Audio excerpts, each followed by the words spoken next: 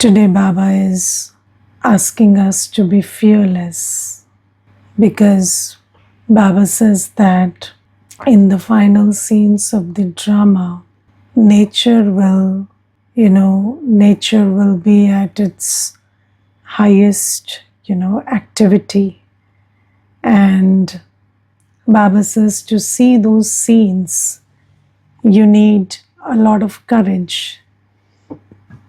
And Baba also says that nature gives help to us because Baba says that if nature did not come into furious activity, then your suffering or your pain would be very long. So, nature actually helps you end that pain. So, in the final time, there will be a lot of sorrow, a lot of suffering. And then, if nature did not, there were no floods or earthquakes or anything, then people would keep living in that scene of, sorrow and suffering. And that life would be very miserable.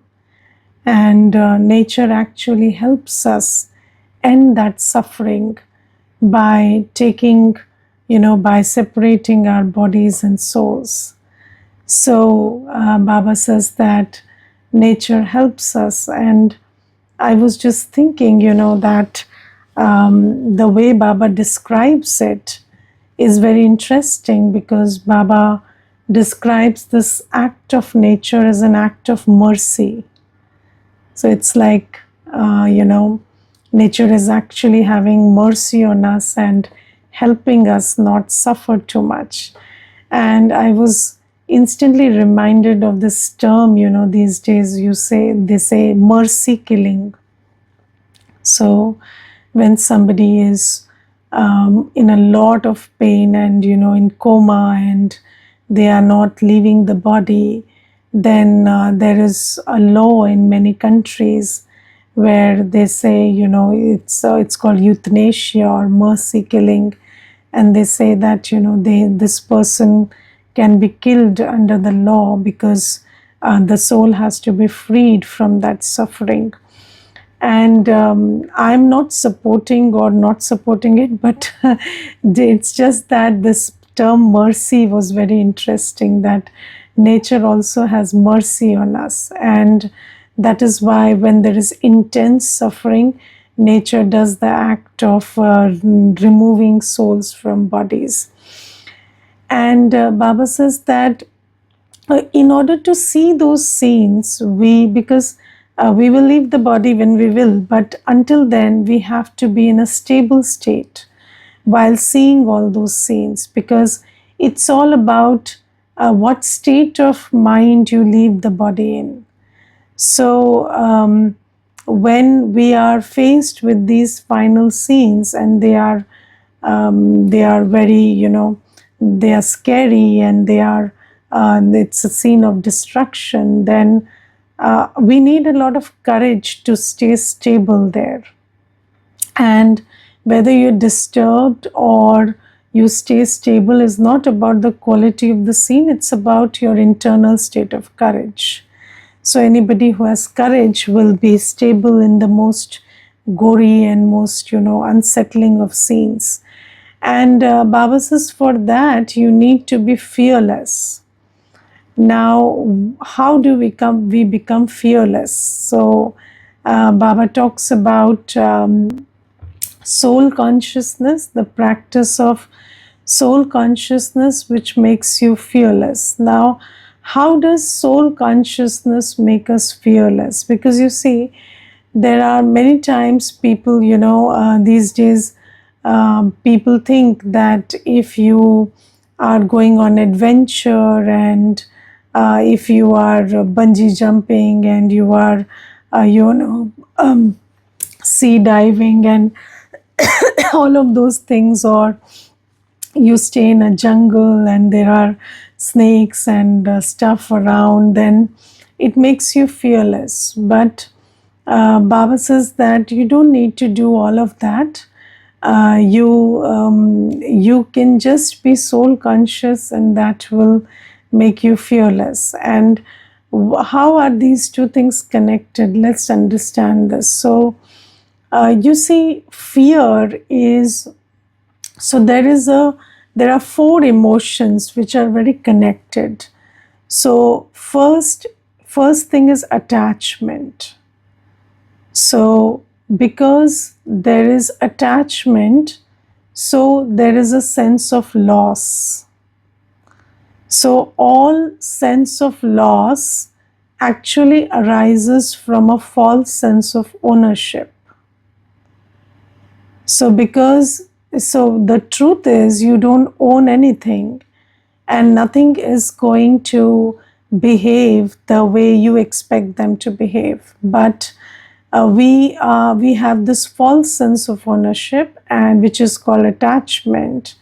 And because of that, you have expectations that this thing has to behave like this, or this person, or this situation, or for that matter, my whole life, it has to be like this. So I remember there was this one lady, and she came and she was telling me that my husband died and now I'm lost. And I loved him deeply, so I'm lost. So I said, no, it's not just love. So she said, then what is it? So I said, it's a habit. So she said, so I said, you might feel that I'm being very rude and blunt, but it is my duty to tell you the truth. So I will tell you that it is just a habit. And then I told her that, you see, when your husband is around, then you take him for granted. You think that, he will be there forever. So you build your life around him. So you do everything with him as the factor, central factor. But then he's gone.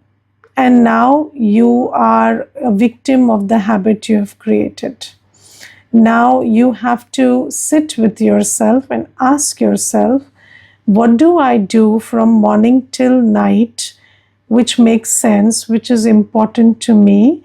And you don't have to moan that he's not there, because your mourning will not bring him back. But this is the truth. And now you have to figure out why you did what you were doing. It was not so, you make him the reason for everything you're doing, but he's not the reason. You are here to lead your life, to live your life, and now he's gone. And now you have to come to terms with this truth that you are here to live your life. And then you live your life, and you figure out what makes sense to you, what is purposeful for you, what is important for you, how you would like to spend your day.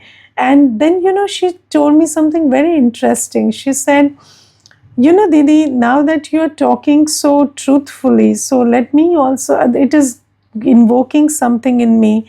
And I will tell you one thing. When I got married, I was initially very flustered with the kind of control he used to exercise on everything. And he used to always tell me, don't do it like this, do it like that, or don't do this at this time and that at that time. And then I used to be very flustered. And it took me a while to, adjust to his ways. But then I forgot my ways, as you are telling me. And then I even stopped asking myself what really makes sense to me, how I would like to do this, or how I would like to think in this situation. Because even when I thought something, I made a plan, I first used to think what he would think, whether he would approve of the plan or not, what he would have to say in this opinion of mine. So you are right that it is a big challenge for me to again start having a brain of my own. And let alone emotions. She said, I don't even have a brain of my own. I've not used it for very long. So you see, habits and attachments, these are These are things that we develop here, whether it's a thing, it's a position, it's something you do, it's a person. We become very habitual, and all of this is body consciousness, because you forget that you are just an actor here. So you get attached, and then everything feels like a tragedy. So, your phone not working is a tragedy. Just imagine. So, there was this one lady, and she was telling me that I lost my phone, and all the cab booking apps were in the phone, and all the phone numbers were in the phone. So, I was like lost. I didn't know how to reach home, because there was no way I could do anything, and I did not trust autos to take me to home. So I couldn't call anybody, I couldn't book a cab, I couldn't do anything. And I felt so crippled because there was no phone. So I told her that, you see, these smartphones have come only in the last, maybe 20 years or something. And it's not a very old phenomena. And look at the dependence we have. So this is body consciousness. Body consciousness makes you attached, and then when you're attached to something, then every change feels like a tragedy. And every change is just a change actually, but it feels like a tragedy, it feels like a big loss because of body consciousness. And then when you feel that you lost something, the emotion you feel is sadness and sorrow. And sorrow is a very heavy emotion. In when Baba speaks in the Murli, Baba talks about removing sorrow. Baba is called the remover of sorrow. And sorrow is a very heavy emotion. And sorrow arises from this body consciousness and attachment. So when there is sorrow and you can't handle it, then that sorrow, the soul changes that emotion of sorrow into anger, because and then in order to change it to anger, you need somebody to blame. So you start figuring out who to blame, and then you blame that one, or maybe God or situation or anything. So basically, very angry people are very sorrowful. So they just shift their sorrow to anger. This is the psychology. And then when you have passed this whole phase, then comes fear. So then you are wary. You are wary of attachment. You are wary of, you're scared. You're scared to love. You're scared to engage. You're scared to talk. You're scared to let your guard down. So there is this fear that comes in, and you feel that where I'm very vulnerable. So if I open up, then I'll get attached. So then there is this fear that comes in. And so this is so fear is a result of attachment. And when you become soul conscious, then you know that you are just a soul taking this body, playing your role. So you deal with fear, because when you're not attached, there is no fear. And then second thing, fear is also an outcome of bad karma. So when you do something which you shouldn't do, then you know that the consequences will be coming. So for example, if your stomach is upset and you eat something out of greed, which you shouldn't, it's not good for your stomach, then immediately you have a thought that my stomach will again get upset. And that is a thought of fear. And then thoughts become things, and your stomach gets upset again. So, when you know you shouldn't do something, but you still do it, then it gives rise to fear, because there is a fear of consequences. We are innately, we know, at least Brahmins, we know the theory of karma. It is there in our subconscious, at least even when we are not with Baba. So when that theory of karma is there, you know that whatever I'm doing is going to have consequences. But you are under the sway of, lust, anger, ego, attachment, greed, and you do it anyway. And when you do it, then there is something inside you that keeps telling you that the consequences will come. And that gives rise to fear. And so there are basically two things that we need to do to be fearless. First is practice that I am a soul, and this whole month Baba will be giving points on how to be bodiless. So that is the theme for November Avyak Tishare. So Baba is telling us that just practice to be bodiless. So suspend all thoughts, all everything of this world, and just sit in that state where you are like a seed drawing nourishment from Baba, and that is all that you are. And this is one method. Second is do good karma, because if you want to nullify the effect of all that bad karma, then you need to do good karma. Because whenever you do good karma, just like a bad karma done gives rise to this feeling that this bad karma is going to come to me, similarly a good karma that you do is going to give you that faith that I will be taken care of. And that is very important. And whenever you do anything on Srimad, and it is my personal experience that this path has made me very fearless. And one day I was just sitting and introspecting, how did this fearlessness come?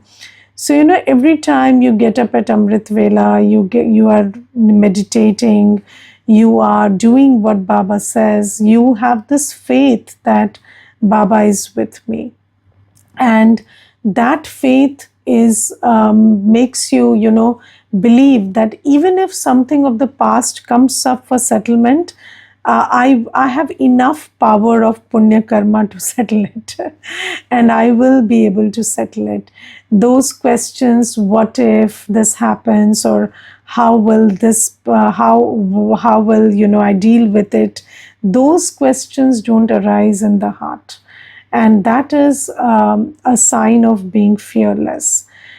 Then, third thing about fear is there is another big fear that people have, and that is the fear of loss of reputation. And apart from,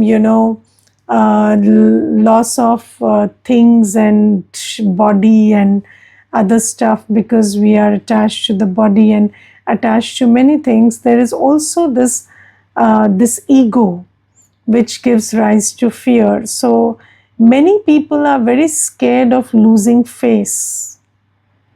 So, they are very scared of being defamed or insulted. And these days, you tell anybody that I will defame you or anything, they get scared of it. Yes, but so that is also one fear, that I will lose face, or I will be defamed, or somebody will get to know something about me which may or may not be true. So this is also another fear. Now, soul consciousness gives you self-worth.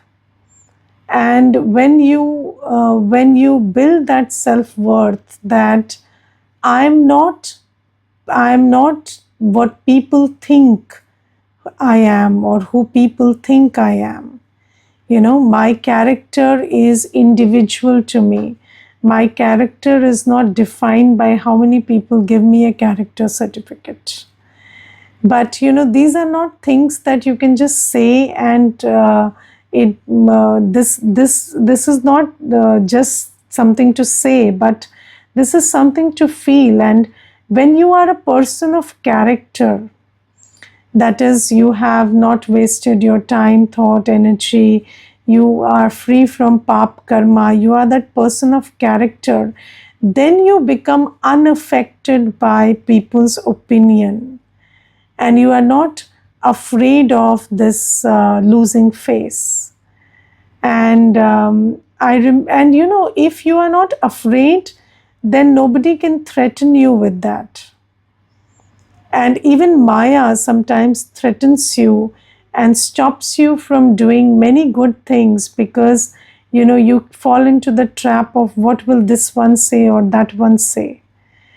But in order to go beyond the clutches of other people's opinions, you have to have strong character.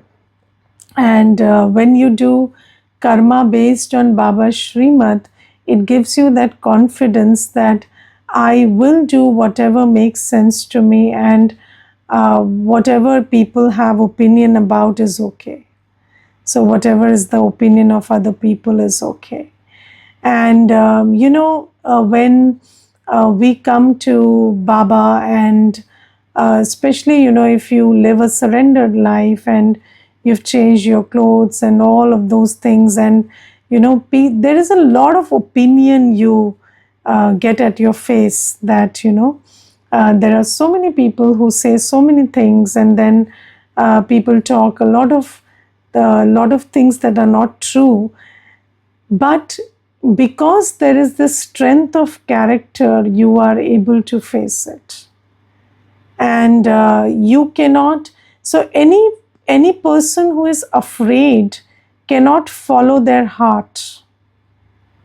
Yes, if you are afraid of losing the support of people, or you are affected by other people's opinion, or you are affected by defamation, then you cannot follow your heart, because then you will always have to check whether following my heart will cause me loss of reputation or loss of support of other people. But if you want to be on this path, you have to follow your heart, and for that you need to be very fearless. And that happens when you build character. So build character, do good karma, and practice bodilessness. These are the three methods to be fearless. And then Baba says, so soul consciousness and fearlessness are very connected. And Baba says you need to be free from fear in order to face the final scenes. And then Baba talks about one thing which is very interesting. Baba says that you keep crying out to me, calling out to me in bhakti, and I come and give you the fruit of that bhakti, but I do not hear your crying out. So I'm in the soul world, your crying doesn't reach me. So I just have my own time of coming, and I'm very aware of the drama, so I come at my time. And this is a very interesting thing that so there is this cause and effect. Okay, now this cause and effect and individual karma. So Baba says that you call out to me and I come. So it looks like a cause and effect, that I'm coming because you called out. But it is not cause and effect. So I'm just doing my thing. And then the law of karma plays out in that. So, sometimes we have this idea that I have to do karma thinking about the effect, the situation, the person in front of me. I have to gauge all of that and then arrive at what is the right karma. And only then will the effect of that karma will be good. So you think that, I have to measure properly, what is the right karma in this situation, this time, this with this person. And then the cause will give rise to the effect. It will be good karma only then. But then the truth is, you don't have to look at the situation or the person in front of you or anything. You just have to be soul conscious and do your karma, and it will have the right effect. Yes. So it's not like if somebody is crying, then you have to be, sorrowful with them. No. You have to be soul conscious and speak with love and politeness and speak the truth to them. And then it will have the effect that is the best effect possible on that soul. So we think that, when I started sharing knowledge, I'll give you one example. So when I started sharing knowledge, I used to be very concerned about who is listening. So, I used to see, for example, I'm giving a one-on-one course, right? So I used to look at the soul and try to figure out what will make sense to them. But slowly, gradually, I realized that if I'm soul conscious and I speak the truth lovingly and powerfully, then it makes sense to them anyway. So I don't have to think about the effect and then do the karma. I have to be soul conscious, and when I am knowledgeful, loveful, powerful, then I do the right karma and it has the right effect. Yes, and sometimes, so I have seen this thing when we prepare Brahma Bhojan and all in the center. So sometimes we have an estimate that so many people will come, right? But then we just cook according to our intuition. And then that many people come. And then slowly I realized that instead of thinking that 100 people will come and I cook for 100, let me cook for whatever I feel like. So if I cook for 150, maybe I'll invoke 150. So instead of, doing your karma based on what you want as the effect, just focus on doing good karma in a state of soul consciousness, and it will have the desired effect. So Baba says, I don't do anything for you because of you. I just do whatever I'm meant to do. And I do it at the right time, at the right place. And that is why, when we are soul conscious, then everything moves in harmony automatically. And when we are body conscious, we are too concerned about the result, and then we end up messing up everything. So we have to be concerned about our own stage. Now, how does Baba come at the accurate time? Because Baba is the ocean of purity. And because of that, his intellect is working accurately. So I have to just pay attention to remembering Baba, keeping my focus right, and then everything works out fine. So sometimes, I have experienced that I'm soul conscious and I speak something which doesn't make sense at that time, but later I realized that whatever was spoken was correct. So that is very interesting, and sometimes you don't even know what the other soul needs, but you're just soul conscious, and then Baba makes you speak the right things, and the other soul didn't even share that thing with you, but Baba makes you speak what the soul needs to hear. So this is why Baba says, I don't do anything for you because of you. I just do it and you gain enormously because of it. And so you have to be your best, you have to be soul conscious, you have to do the best possible karma that makes sense to you. And then it will have the desired effect and result. And then Baba today also says that this drama is predestined and it needs to be understood.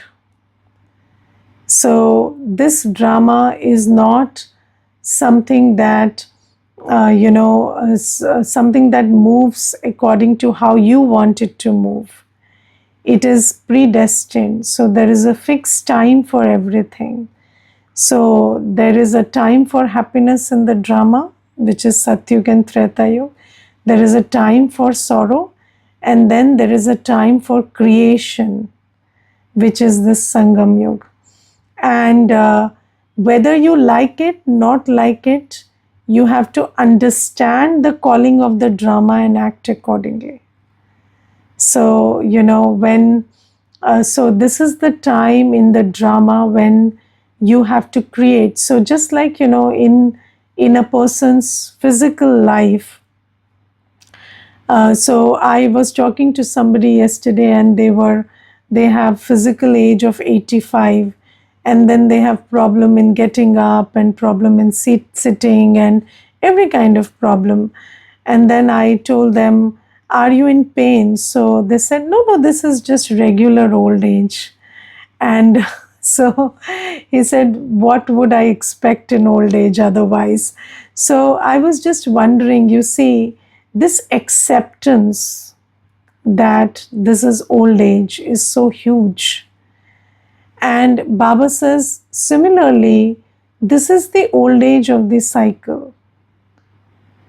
So things will be painful and things will be chaotic. And so this is how it is meant to be. It is supposed to be. It is destined to be. And when you understand the drama, then all your complaints are over. Then you have deep acceptance that this is the time of settlement and this is how it's going to be.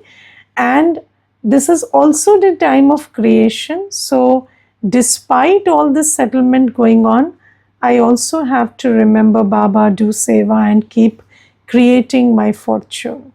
So, and when you don't understand something, you fight with it. Do you know all resistance comes from lack of understanding?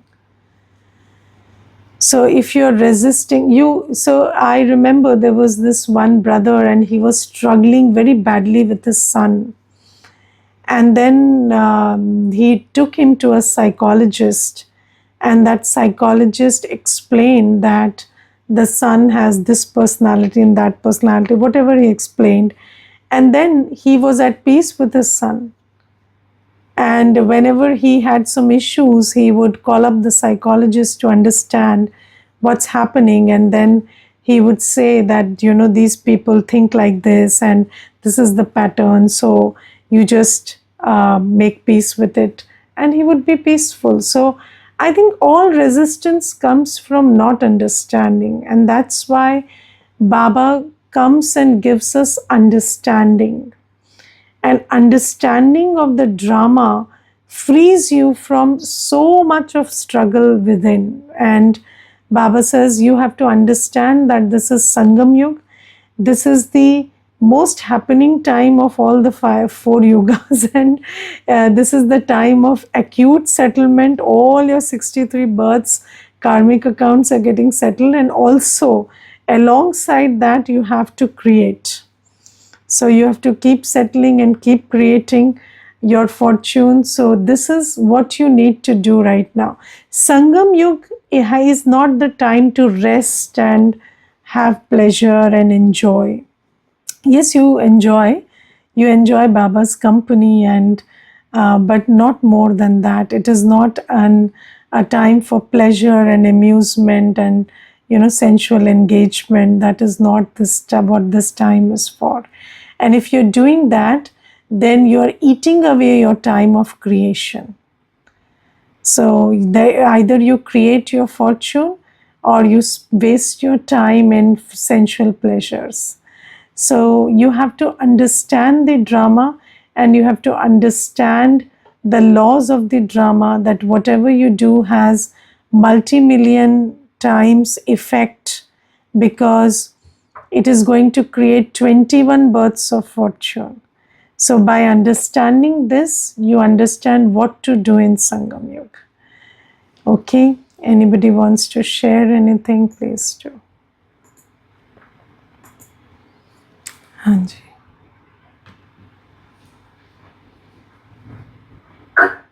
Om Shanti Devi. Om Shanti. Today, Baba asks we the children to pay attention on studies very well. Practice soul consciousness, and one drill he has taught today. Play your role, and whenever you are free, in 1 second you practice soul consciousness, bodilessness. And Baba today also reminds us about seva, easiest seva. That when we have experienced all our attainments, then our full faces will do real seva. Real seva. Correct. Okay, Didi. Thank you. Thank you. Om Shanti Didi. Om Shanti. Today I learned from you, nature gives health to us, then sense of loss, then cause and effect and individual karma. Yes. I also learned from you, all resistance comes from lack of understanding. Yes. Thank you, Shilpa Didi. Thank you, bhai. Om Shanti. Om Shanti Didi. Om Shanti.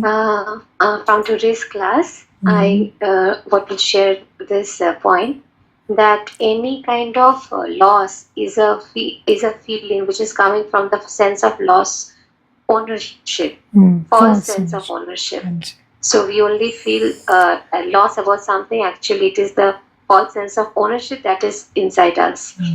And this is also very nice, that any kind of anger which we see in people, it is actually coming from the sorrow, and it is turning to anger, and then obviously it is going to blame. So this is the cycle. So whenever we see people angry more or something, we should feel that actually they are very sorrowful inside. Yes. So and drama is predestined. So it is a call of time for being soul consciousness, because it's a time for creation. We create and we settle both together. Thank you, Didi. Thank you. Om Shanti. Om Shanti Didi. Om Shanti. By practicing soul consciousness, it helps me understand that everything that is happening around is a drama. So ideally, I should be just enjoying my part in the drama and giving the best as an actor.